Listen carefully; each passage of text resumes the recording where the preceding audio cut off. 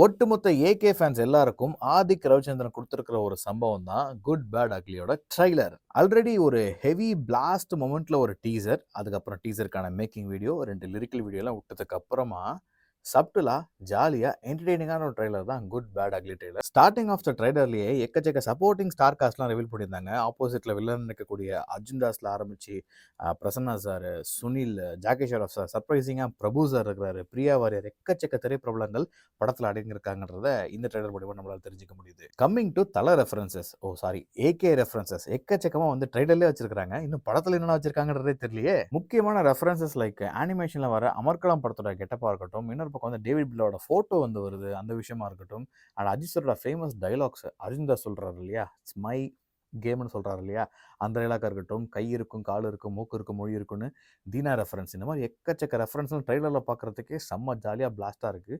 தேட்டரில் ஒவ்வொரு சீனுக்கும் சம்பவம் உறுதின்றதை இப்போவே நம்ம முடிவு பண்ணிக்கலாம். அஜித் சாரோட முந்தைய படங்களோட ரெஃபரன்ஸ்லாம் வந்து ஒரு பக்கம் வந்துட்டு இருந்தாலும், இன்னொரு பக்கம் வந்து க்யூட்டா, ஸ்வீட்டா, த்ரிஷா அஜித் காம்பினேஷனில் இருந்த மங்காத்தா படத்துலேருந்து இந்த கார்லேருந்து எங்கள் அப்பாவை தள்ளி விட்டல, அந்த ரெஃபரன்ஸ் வச்சிருக்காங்க. ட்ரெய்லர் கடைசியில் சிம்ரன் மேம் வராங்க. என்ன மாதிரி விஷயங்களை வந்து கொண்டு வர போகிறாங்க அவங்களுக்கு காம்பினேஷன்ன்றது தெரியல. மேபி ஏதாவது ஒரு நாஸ்டாலஜியாக இருக்கக்கூடிய சீன்ஸோ, சாங்ஸோ, ரீமிக்ஸோ, ரீக்ரியேட்டோ பண்ணுறதுக்கு கூட வாய்ப்பு இருக்கலாம். தியேட்டரில் பார்த்தா தான் தெரியும் அந்த சம்பவங்கள்லாம். இன்னும் சில விஷயங்கள் நீங்கள் ஸ்பெசிஃபிக்காக நோட் பண்ணியிருந்தீங்கன்னா, அஜித் சார் நிறைய படத்தில் பண்ணுற மாதிரி கார் ஃபைட் சீக்வன்ஸ்லாம் இந்த படத்துலையும் இருக்குது. ஆனால் அதில் ஆதிக் ரவிச்சந்திரன் அவர்கள் ஒரு விஷயம் பண்ணியிருக்கான்ற மாதிரி தோணுதுங்க. அந்த காரை நீங்கள் ஒத்து பார்த்தீங்கன்னா தெரிஞ்சிருக்கும். அந்த மேட் மேக்ஸ் படத்தில் வர மாதிரி அந்த கார்லேருந்து கன் ஃபயர் பண்ணுற மாதிரி சில விஷயங்கள்லாம் அதில் வந்து எலமெண்ட்ஸ் ஆட் பண்ணியிருக்கிறாங்க.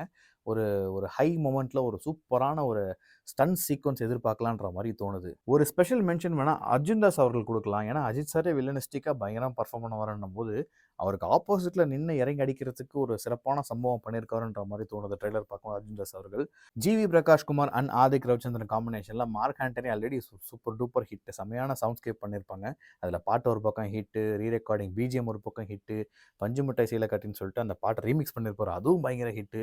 மேபி இதுலேயும் அந்த ஒத்தரபாத்தாராம் பாட்டு வந்து அந்த ரீமிக்ஸ் வெர்ஷன் பயங்கர ஹிட் ஆகிறதுக்கான வாய்ப்புகள் ஆல்ரெடி ஆரம்பித்து சக்கப்போடு போட்டுட்டு இருக்கு ஒரு பக்கம். ஸோ குட் பேட் அக்லி எனக்கு ட்ரெய்லராக பார்க்கும்போது ஒரு பக்கா கமர்ஷியலி பேக்டு என்டர்டெய்னராக தோணுது. இதை தாண்டி தேட்டரில் இதே ஸ்பீடில் படம் வந்து ட்ராவல் ஆச்சுன்னா ஒரு பயங்கரமான ரெஸ்பான்ஸ் அஜித் சார் ஃபேன்ஸ் கிட்டே இருந்து இருக்க போகுது. அதில் எந்த வித மாற்று கருத்தும் இல்லை. இன்னொரு பக்கம் சோஷியல் மீடியாவில் சில விஷயங்கள் கேள்விப்பட்டோம். 2 மணி நேரம் 20 நிமிஷத்துக்குள்ள படத்தை வந்து முடிச்சிருக்கிறாங்க, ட்ரிம் பண்ணியிருக்காங்கன்ற மாதிரி கேள்விப்பட்டதும் ஒரு கூடுதல் வேல்யூ ஆட் ஃபார் த ஃபிலிம்னு சொல்லலாம். ஏன்னா டியூரேஷன் அப்படின்றது ரொம்ப முக்கியம் இப்போ இருக்கிற படங்களுக்கு.